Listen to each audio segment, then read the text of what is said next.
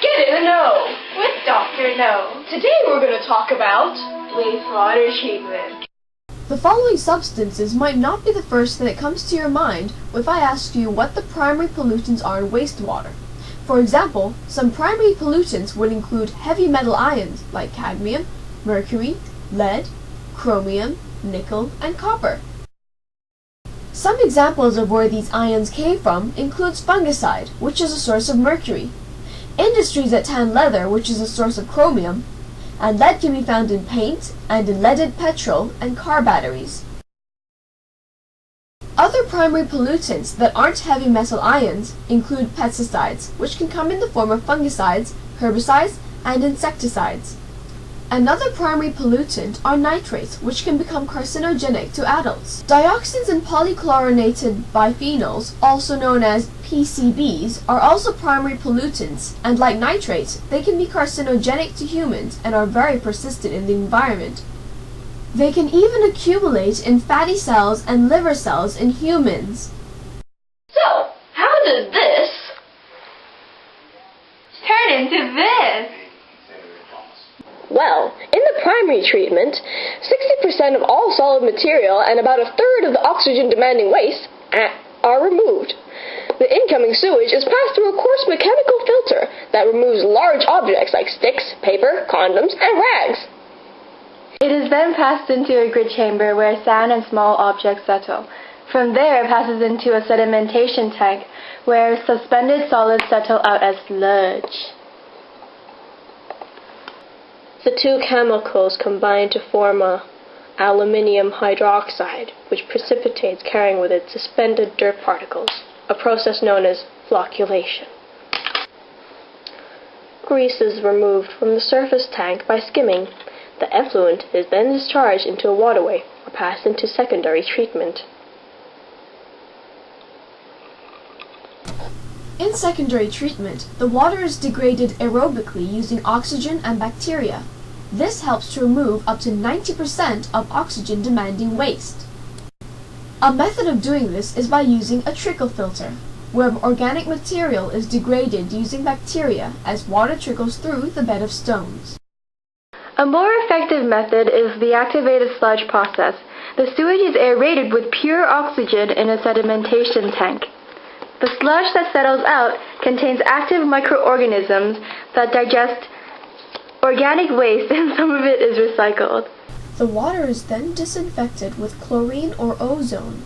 Then it can be used as drinking water. There is an increasing need for tertiary treatment for water. This is because small amounts of organic compounds and heavy metal ions and nitrates are not removed in the primary and secondary treatment. However, the cost for tertiary treatment is high.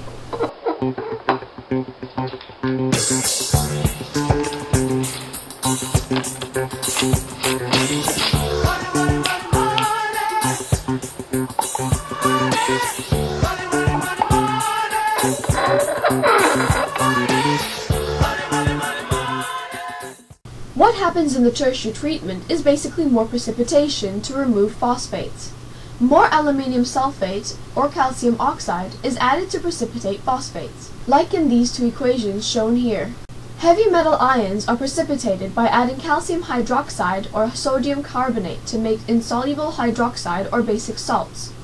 Water then flows down an activated carbon bed to remove dissolved organic material. Nitrates are also removed in the tertiary treatment. There are two processes. One way is by flowing water down ion exchange columns that exchange nitrate ions for hydroxide ions. But this method requires a lot of money if a large volume of water is needed to be processed. There is a cheaper alternative though, and this is to use a biological method of using anaerobic denitrifying bacteria that reduces nitrates to nitrogen in the water, or by passing water into algal ponds where algae uses up nitrates as nutrients. And that is how wastewater treatment works.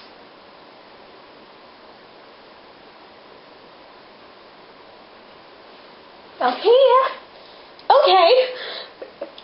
Cheers.